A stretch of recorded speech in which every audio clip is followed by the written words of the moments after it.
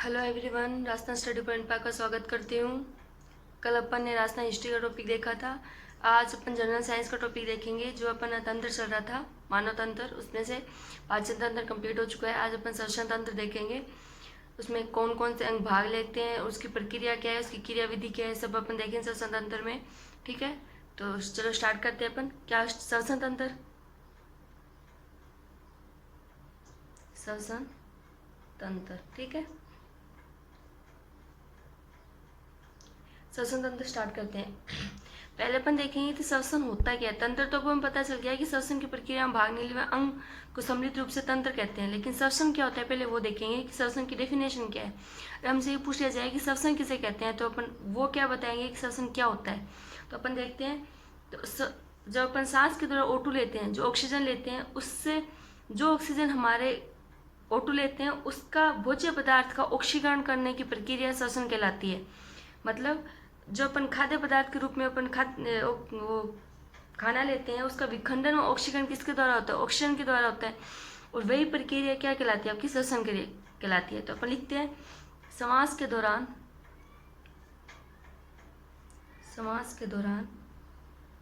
Oxygen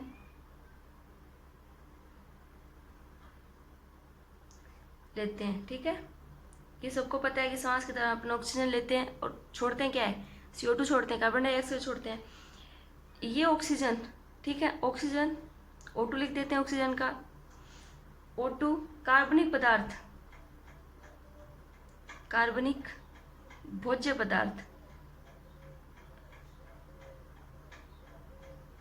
पदार्थों का ऑक्सीकरण और विखंडन करके शरीर को ऊर्जा प्राप्त करता है, शरीर को ऊर्जा प्राप्त करवाता है। ठीक है, ऑक्सीकरण की यह प्रक्रिया श्वसन कहलाती है। ऑक्सीकरण की यह प्रक्रिया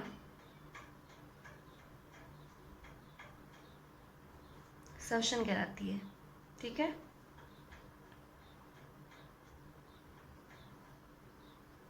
अपन को शॉर्ट में याद रखना है कि जो अपन ऑक्सीजन लेते हैं, उसका भोज्य पदार्थ का ऑक्सीकरण विखंडन की क्रिया से जो ऊर्जा प्राप्त होती है उसे श्वसन कहते हैं। ठीक है, समझ गए। अब अपन देखते हैं कि श्वसन की प्रक्रिया क्या क्या है। श्वसन अंग अलग है, श्वसन प्रक्रिया अलग है और श्वसन की क्रिया विधि अलग है। तो अपन अलग देखेंगे कि कौन कौन से अंग क्या क्या है। तो पहले अपन प्रक्रिया देखते हैं, श्वसन की प्रक्रिया।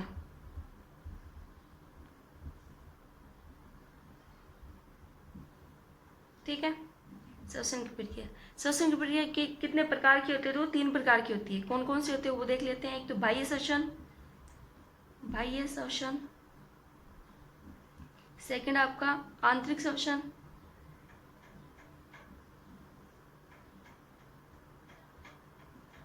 थर्ड आपका गैसों का विनिमय।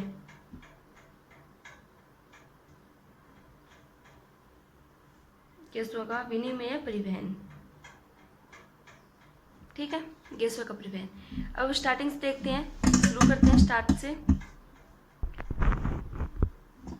तो अपन फर्स्ट कौन सा देखते हैं? बाह्य श्वसन देखते हैं, बाह्य श्वसन। ठीक है, बाह्य श्वसन ये क्या होता है? ऑक्सीजन का शरीर में लेना और CO2 का शरीर से बाहर छोड़ना बाह्य श्वसन कहलाता है। ठीक है, इसे 3 नामों से पुकारा जाता है। एक बाह्य श्वसन, एक फुफ्फुसीय श्वसन और एक आपका गैसीय विनिमय। तो अपन तीनों देखेंगे, इसे क्यों बोला जाता है, किस लिए बोला जाता है और कौन से भाग को बोला जाता है। ठीक है, वो अपन देखते हैं। तो ऑक्सीजन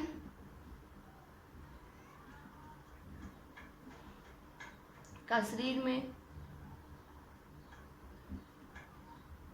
लेना व कार्बन डाइऑक्साइड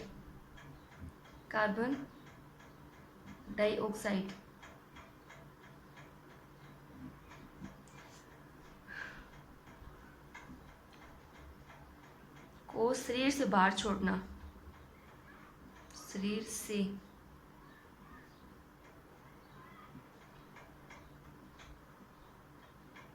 छोड़ना बाह्य श्वसन कहलाता है। ठीक है, बाह्य श्वसन कहलाता है।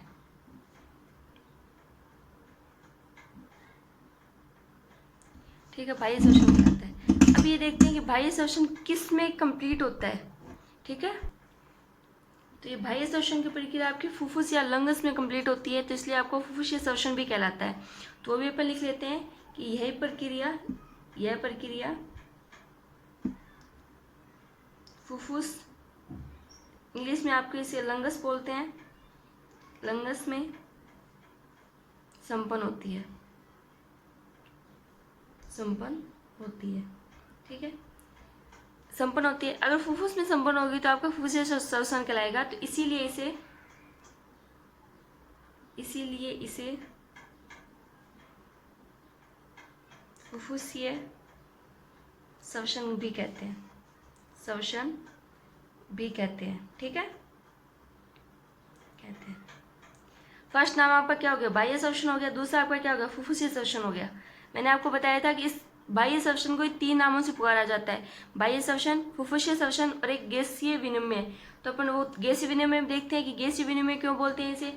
तो जो ऑक्सीजन है वो आपका रुधिर में मिलना और CO2 का रुधिर से होते हुए शरीर से बाहर निकलने की प्रक्रिया क्या है। रुधिर में पहले ऑक्सीजन आ रही है, फिर ऑक्सीजन CO2 में कन्वर्ट होके शरीर से बाहर की ओर भेज रही है। तो क्या होगा, गैसों का विनिमय हो रहा है, ऑक्सीजन से CO2 आ रही है, तो गैसों का विनिमय हो रहा है, इसलिए इसे गैसों का विनिमय भी बोलते हैं। तो वो भी अपन लिख लेते हैं रुधिर में। अब अपन ऑक्सीजन और वो नाम नहीं लिखेंगे, केवल इनके प्रतीक लिखेंगे। रुधिर में ऑक्सीजन का आना, ऑक्सीजन का मिलना, शरीर से CO2 का बाहर निकलना,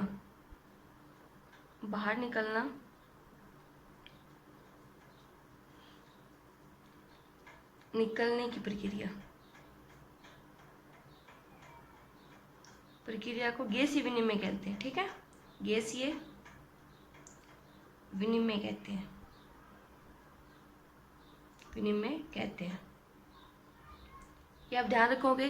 तो सेकंड नाम इसका क्या होगा, गैसीय विनिमय हो गया। तो फर्स्ट क्या है, बाह्य श्वसन। क्यों बोलते हैं, शरीर का ऑक्सीजन का शरीर में आना और कार्बन डाइऑक्साइड का शरीर से बाहर छोड़ना बाह्य श्वसन कहलाता है। दूसरा क्या पढ़ा अपन, ये एक प्रक्रिया बाह्य श्वसन की प्रक्रिया किस में होती है, लंग्स में संपन्न होती है, तो इसे क्या बोलते हैं, फुफ्फुसीय श्वसन बोलते हैं। थर्ड अपन ने पढ़ा कि रुधिर में O2 का मिलना, रुधिर में ऑक्सीजन का मिलना और शरीर से CO2 का बाहर निकलने की प्रक्रिया गैसीय विनिमय, तो बाह्य श्वसन को अपन गैसीय विनिमय बोलते हैं। अब नेक्स्ट अपन देखते हैं कि इसके पद क्या है। बाह्य श्वसन के 2 पद है, वो भी अपन देखने हैं कि इसके पद कौन कौन से हैं। नेक्स्ट अपन देखते हैं पद। ठीक है, तो इसके कितने पद है, 2 पद है आपके, 2 पद है। ठीक है, पहले अपन ने क्या देखा, इसकी श्वसन तंत्र की प्रक्रिया देख रहे थे, वो कितने प्रकार की, 3 प्रकार की, जिसमें से हम बाह्य श्वसन देख रहे हैं। तो बाह्य श्वसन के आगे 2 पद है, एक ब्रीथिंग है, एक एक्सचेंज ऑफ गैसेज है। तो अपन वो भी देखते हैं क्या कौन कौन से। फर्स्ट आपकी है श्वासोच्छ्वास, इसे इंग्लिश में बोलते हैं ब्रीथिंग। और सेकंड आपका है गैसों का विनिमय,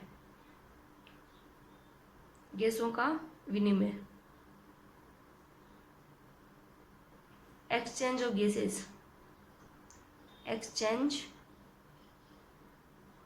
गैसेस, ठीक है।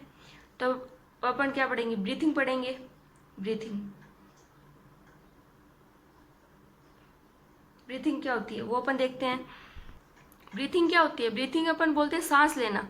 ठीक है, तो सांस कैसे लेते हैं, सांस का एक निश्चित रूप होता है फेफड़ों तक, निश्चित रूप में वायु आपके फेफड़ों तक पहुंचती है और निश्चित रूप में आपकी फेफड़ों से निकलती है, उसे क्या बोलते हैं, आपका सांस लेना। जैसे अपन सांस लेते हैं तो एक निश्चित मात्रा में आपकी वायु प्रवेश करेगी आपकी बॉडी में, निश्चित मात्रा में आपकी कार्बन डाइऑक्साइड को अपन बाहर शरीर के बाहर छोड़ेंगे। तो एक निश्चित रूप का फेफड़ों का निश्चित दर से वायु भरी जाती है और निकाली जाती है, उसे ब्रीथिंग कहते हैं, फिर सांस लेना कहते हैं। वो पे देखते हैं, तो लिखते हैं अपन फेफड़ों द्वारा निश्चित दर से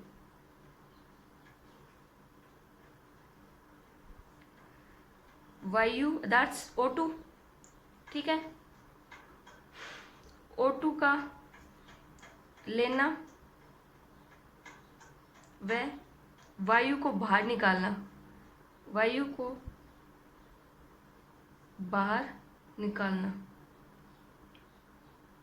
निकालना क्या कहलाता है? सांस लेना, सांस लेना या आपकी ब्रीथिंग कहलाती है, ब्रीथिंग कहलाती है। ठीक है, अब इसमें दोनों चीज़ आ गई, एक तो अपन O2 ले रहे हैं, एक CO2 छोड़ रहे हैं, दोनों चीज़ आ गई। तो अपन वो भी अलग अलग देखना होगा कि O2 को लेना क्या बोला जाता है, CO2 को छोड़ने को क्या बोलते हैं, वो भी साइंस की लैंग्वेज में अलग अलग है, तो वो अपन देखते हैं। तो ब्रीथिंग के भाग है इसके, इसी के भाग है आपके दो। ठीक है, दो भाग है। फर्स्ट आपका है निःश्वसन, निःश्वसन। ठीक है, निःश्वसन, निःश्वसन में क्या होगा कि अपन जो वायु वातावरण से शरीर के अंदर प्रवेश करते हैं, ठीक है, मतलब इसका सिंपल सा यही है कि O2 को लेना, और उत्सर्जन का क्या होगा कि CO2 को छोड़ना। ठीक है, लेकिन अपन साइंस लैंग्वेज क्या कहती है वो अपन देखते हैं कि जो वायु वातावरण में है, वातावरण से शरीर के भीतर जो सांस श्वसन अंगों से होती हुई आपकी बॉडी में प्रवेश करती है उसे निःश्वसन बोलते हैं। और जो श्वास के पश्चात CO2 युक्त वायु जो आपके श्वसन अंग से होते हुए बाहर वातावरण में छोड़ दी जाती है उसे क्या बोलते हैं? उच्छ्वासन। तो अपन लिखते हैं निःश्वसन के, देखते हैं क्या है निःश्वसन। तो जब वायु वातावरण से शरीर में श्वसन अंगों से होती हुई श्वसन अंगों में प्रवेश करती है, उसे क्या बोलते हैं? निःश्वसन, उसे निःश्वसन बोलते हैं।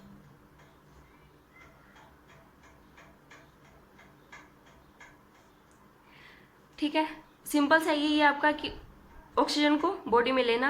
और नेक्स्ट अपन देखते हैं उच्छ्वास।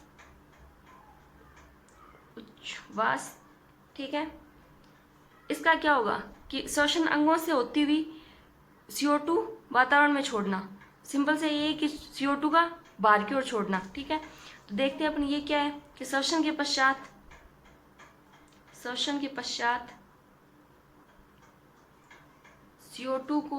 CO2 युक्त वायु श्वसन अंगों से होती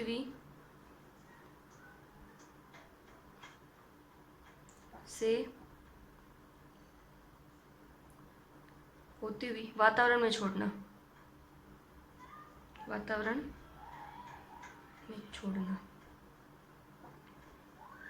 उसे क्या कहते हैं? उच्छ्वास। ठीक है, वास कहते हैं।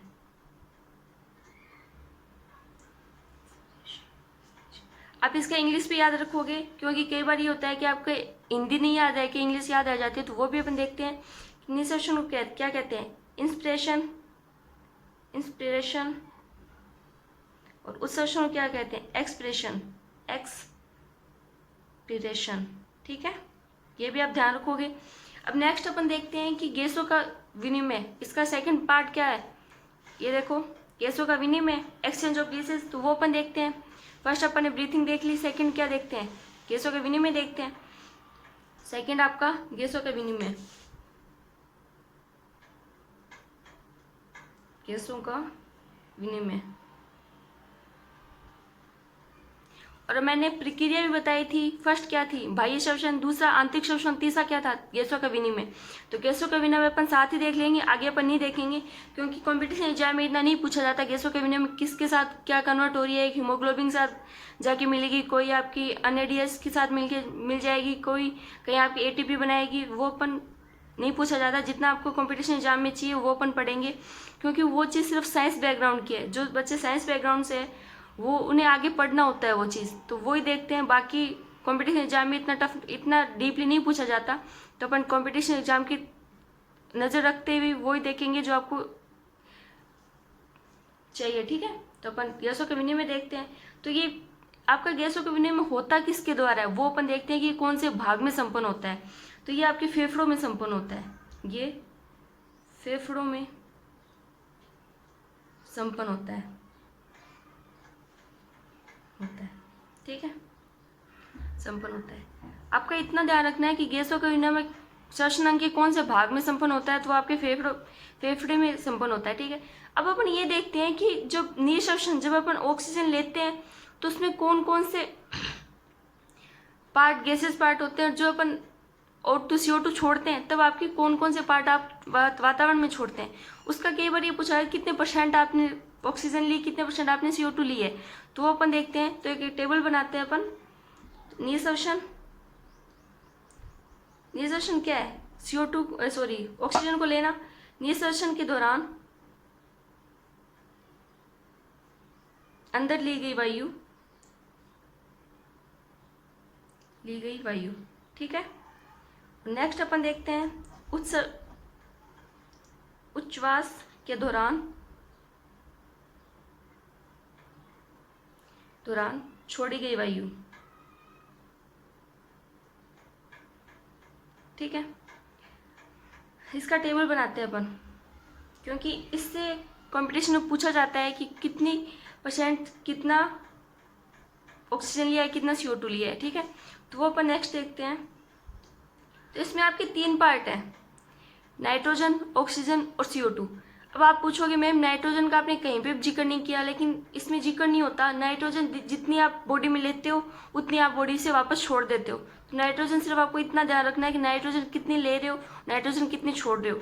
डिफरेंस आएगा आपका ऑक्सीजन और CO2 में, ठीक है। तो वो अपन देखते हैं। फर्स्ट आपका नाइट्रोजन, दूसरा ऑक्सीजन और तीसरा CO2, ठीक है। ऊपर जगह नहीं रही, आप सब देख लेना। तो निःश्वसन मतलब ऑक्सीजन के साथ नाइट्रोजन कितने परसेंट आएगी, तो 79% आएगी, ठीक है। 79% टोटल आएगा आपको 100%। तो इसे ऑक्सीजन और CO2 100% मिलके 100% होगी। तो पहले अपन नाइट्रोजन देखते हैं। ऑक्सीजन लेते टाइम आप नाइट्रोजन आएगी आपको 79% और CO2 छोड़ते टाइम भी आपकी 79% ही नाइट्रोजन छोड़ दी जाती है वापस बॉडी से।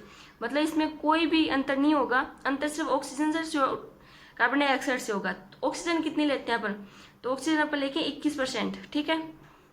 जब अपन सांस लेते हैं, ऑक्सीजन लेते हैं तो अपन 21% लेते हैं, और जब अपन सांस छोड़ते हैं तो आप 17% ऑक्सीजन छोड़ते हो, ठीक है। सिर्फ अपन ने सुना है कि छोड़ते टाइम CO2 छोड़ी जाती है, नहीं गैस, ऐसा कुछ नहीं है। साइंस आपको ये नहीं मानती। साइंस बोलती है कि आप जब 21% आप ऑक्सीजन ले रहे हो उसका कुछ पार्ट CO2 में कन्वर्ट हो जाएगा, लेकिन 70% जो आपकी ऑक्सीजन है वो वापस बॉडी से वातावरण में छोड़ दी जाती है। तो आप ये भी ध्यान रखो कि CO2 कितना ले जाता है, तो CO2 आपका 0.03%, ठीक है, बॉडी में ली जाती है श्वसन के दौरान। बल्कि छोड़ी कितनी जाती है, तो वो छोड़ी जाती है आपकी 4%, ठीक है। यहाँ पे 4% का अंतर आया, इसमें वो 4% यहाँ पे काम आ जाएगी, ठीक है। दोबारा बता देती हूँ। जब अपन ऑक्सीजन लेते हैं उसमें से नाइट्रोजन 79% होती है, ऑक्सीजन 21% होती है और CO2 0.03% होती है। जब अपन CO2 छोड़ते हैं तब नाइट्रोजन कितनी होती है, 79% होती है, ऑक्सीजन 70% होती है और CO2 4% होती है। ये गाइस आपको ध्यान रखना होगा, क्योंकि कई बार ये होता है कि कंपटीशन एग्जाम में पूछ लिया जाता है कितना परसेंट नाइट्रोजन है, कितना परसेंट ऑक्सीजन सांस लेते सॉरी सांस लेते टाइम आप ले रहे हो या फिर छोड़ रहे हो। तो यह चीज़ आपको ध्यान होना चाहिए। नेक्स्ट अपन देखते हैं कि आज अपन श्वसन तंत्र के अंग है वो अपन नहीं कर पाएंगे, तो उससे पहले अपन प्रक्रिया देखते हैं। श्वसन की क्रियाविधि, श्वसन की क्रियाविधि,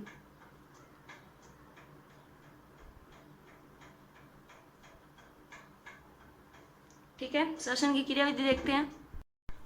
गाइस श्वसन की क्रियाविधि में अपन 2 क्रियाविधि देखेंगे, 2 मतलब चक्कर देखेंगे इसके। श्वसन के 2 चक्कर होते हैं, उसमें आपको डिटेल से पढ़ने की जरूरत नहीं है। डिटेल से आपको जो साइंस बैकग्राउंड के बच्चे हैं वो पढ़ते हैं, जो वो भी BSc MSc में जाके पढ़ते हैं, वो भी 12th तक नहीं है इसका, ठीक है। तो सिर्फ अपन ये देखते हैं कि कितनी ATP मिलती है, क्योंकि ये क्वेश्चन काफ़ी बार आया हुआ है कि श्वसन के दौरान कितनी ATP बनती है अपनी बॉडी में या फिर कितनी ATP नहीं बनती, किस प्रक्रिया बनती है, कौन से चक्कर में कितनी ATP आती है। तो आपको डिटेल से पढ़ना नहीं है, लेकिन फिर भी आपको पता होना चाहिए कि कितनी ATP बनती है, कौन से चक्कर से कितनी बनती है। तो अपन देखते हैं क्रियाविधि। क्रियाविधि आपकी 2 है। फर्स्ट अपन देखते हैं ग्लाइकोलाइसिस, ग्लाइकोलाइसिस,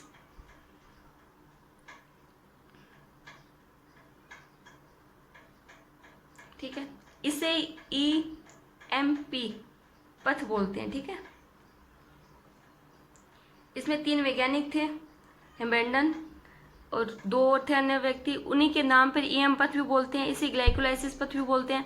तो आपको दोनों नाम याद होने चाहिए, क्योंकि कई बार ये होता है कि दोनों में से ग्लाइकोलाइसिस ना दे के ईएमपी पथ भी दे दिया जाता है कि इसमें कितनी एटीपी बनती है। तो पहले अपन देखते हैं कि इसमें बनती कितनी है। तो इसमें एक ग्लूकोज आपका बॉडी में क्या है, ग्लाइकोलाइसिस, ग्लाइको आ रहा है मतलब कहीं ना कहीं इसमें ग्लूकोज का काम हो रहा है। तो वो अपन देखते हैं, एक ग्लूकोज किस में टूटेगा। गाइस ये काफ़ी लंबा पद होता है, लेकिन आपको लास्ट देखना है। फर्स्ट आपका ग्लूकोज है, ये लास्ट जाके आपका पायरुविक अम्ल में टूटता है, पायरुविक अम्ल, ठीक है। ग्लूकोज का एक अणु होगा और पायरुविक अम्ल के दो अणु होंगे, ये अणु है आपके, ठीक है।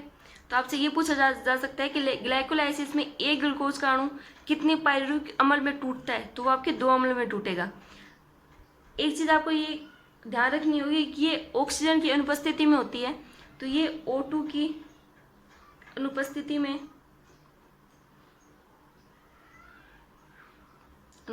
में ये चक्र पूरा होता है, ठीक है।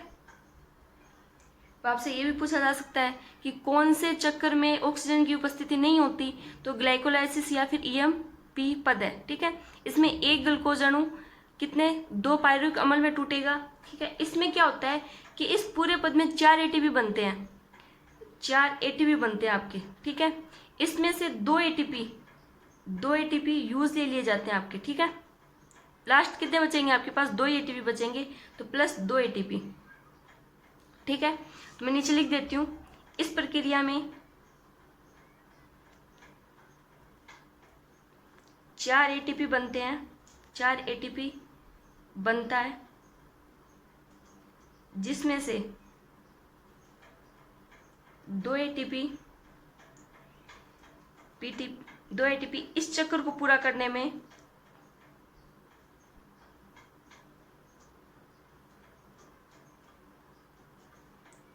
भाग ले लेते हैं, ठीक है। मतलब क्या है इसका, अर्थात इससे शरीर को 2 एटीपी प्राप्त होती है, शरीर को 2 एटीपी प्राप्त होती है, ठीक है।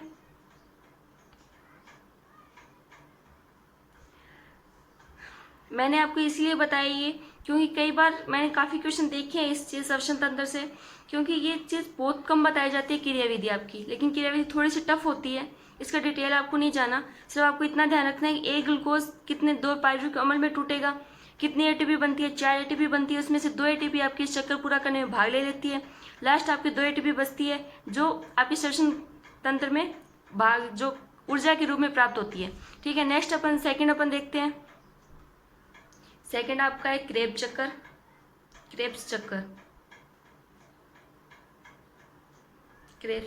ठीक है। क्रेब्स चक्कर, इसमें क्या होता है कि जो आपका पायरुविक अम्ल था, जो ग्लाइकोलाइसिस में बना था, जो एक ग्लूकोज से 2 पायरुविक अम्ल बने थे, उसका जो पायरुविक अम्ल है वो ऑक्सीजन की उपस्थिति में पूर्ण ऑक्सीकरण होगा उसका। तो अपन लिख लेते हैं, पायरुविक अम्ल का O2 की उपस्थिति में पूर्ण ऑक्सीकरण होता है, ऑक्सीकरण हो जाता है, ठीक है। पूर्ण ऑक्सीकरण, अब ये बता देती हूँ किस में टूटेगा लास्ट में ये, तो पायरुविक अम्ल ये लास्ट में टूटेगा आपका एसिटाइल को ए में, ठीक है। ये किसकी उपस्थिति में होगी, तो ये ऑक्सीजन की उपस्थिति में होगी, ठीक है। इसके साथ आपका कितने एटीपी बनते हैं, 36 एटीपी बनते हैं, 36 एटीपी, ठीक है। तो अपन देखते हैं, पहले इसमें ये देखते हैं कि ये कौन से अंग में संपन्न होती है, क्योंकि क्रेब्स चक्कर आपका ये होगा कि वो तो CO2 की अनुपस्थिति में है, लेकिन ये CO2 की उपस्थिति में है, तो ये कहीं ना कहीं संपन्न भी होगी एक प्रक्रिया। ये तो है नहीं कि हर कहीं जगह त्वचा पे या स्किन पे हो जाएगी, हर कहीं जगह नहीं होगी ये संपन्न, वो भी देखना है अपन को कि कहाँ पे ये संपन्न होती है। तो वो देखते हैं, प्रोकैरियोटिक, प्रोकैरियोटिक, प्रोकैरियोटिक, प्रोकैरियोटिक में ये चक्कर कोशिका कला में संपन्न होगा, कोशिका कला में संपन्न होगा, संपन्न होगा। ठीक है, प्रोकैरियोटिक में तो ये किस में होगा, कोशिका कला में होगा, लेकिन यूकैरियोटिक में किस में होगा, तो यूकैरियोटिक में आपके माइटोकॉन्ड्रिया में होगा, तो वो भी, तथा यूकैरियोटिक, यूकैरियोटिक में ये चक्कर माइटोकॉन्ड्रिया में संपन्न होता है, माइटोकॉन्ड्रिया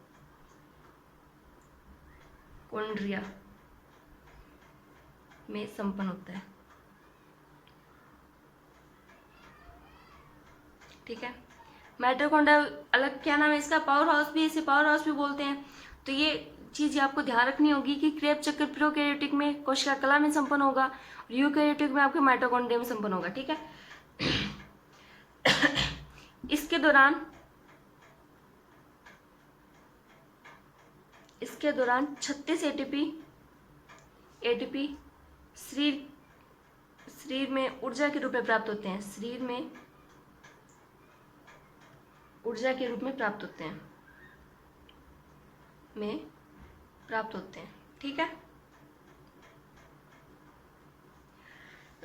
ठीक है, 36 इसमें हो गए, 2 उसमें हो गए, तो आपको टोटल पूछा जाता है, क्योंकि मैंने इसीलिए बताया है दोनों चक्कर, क्योंकि कई बार ये होता है कि आपको क्रेब चक्कर या ग्लाइकोलाइसिस चक्कर पूछ लिया जाता है। कई बार ये पूछा जाता है कि श्वसन की क्रिया विधि में टोटल कितने एटीपी बनते हैं, तो टोटल कितने हो गए, 36 और 2 मिला के 38 हो गए। तो अपन नोट लिख लेते हैं नीचे, नोट। ठीक है, श्वसन की क्रिया विधि में, श्वसन की प्रक्रिया में कुल 38 एटीपी, ठीक है, ध्यान रखना 2 और 36 है, एटीपी प्राप्त होती है। ठीक है, समझ गए। आपको ज़्यादा ध्यान नहीं रखना, सिर्फ इतना ही रखना है कि क्रेब चक्कर किस में टूटेगा आगे जाके, तो ये पायरोकमल एसिड कोए में टूटेगा, कितने एटीपी है, 36 एटीपी बनता है। प्रोकैरियोटिक में कोशिका कला में संपन्न होगा, यूकैरियोटिक माइटोकॉन्ड्रिया में संपन्न होगा। इसके दौरान 36 एटीपी बनते हैं, जिसमें से टोटल श्वसन की प्रक्रिया में कितने एटीपी बनेंगे, 38 एटीपी बनते हैं। ठीक है, नेक्स्ट अपन देखेंगे श्वसन तंत्र, क्योंकि गाइस श्वसन तंत्र ज़्यादातर मैंने ये देखा है, यूट्यूब ऑनलाइन क्लासेस भी मैंने देखी है, उसमें ये देखा है कि श्वसन तंत्र करवाया जाता है डायरेक्ट, आपको प्रक्रिया और क्रियाविधि नहीं करवाई जाती। तो मैंने आपको वो भी करवाई, क्योंकि आपकी एनसीईआरटी में दोनों चीज़ दी हुई है। एनसीईआरटी में आपकी प्रक्रिया दी हुई है, पद भी दी हुई है और क्रियाविधि भी दी हुई है, श्वसन तंत्र चारों टॉपिक दिए हैं। तो मैंने आपको 3 टॉपिक करवा दिया, प्रक्रिया, पद और क्रियाविधि तीनों करवा दी। कल अपन श्वसन तंत्र देखेंगे, उसमें अंग देखेंगे कौन कौन से अंग इसमें भाग लेंगे और कहाँ से होके ये श्वसन क्रिया पूरी होती है। ठीक है, कल देखते हैं गाइस। अगर आपको इसकी कोई भी डाउट या फिर इसकी पीडीएफ चाहिए तो मैं टेलीग्राम ग्रुप लिंक सेंड कर दूँ डिस्क्रिप्शन में, वो आप देख लेना, उसमें ज्वाइन हो जाना, उसमें आप देख लेना, पीडीएफ मैं सेंड कर दूंगी। और साथ ही आपको अगर कोई क्वेरी है तो आप कमेंट कर सकते हो। Thank you so much. Channel को लाइक करें, शेयर करें, सब्सक्राइब करें। Thank you.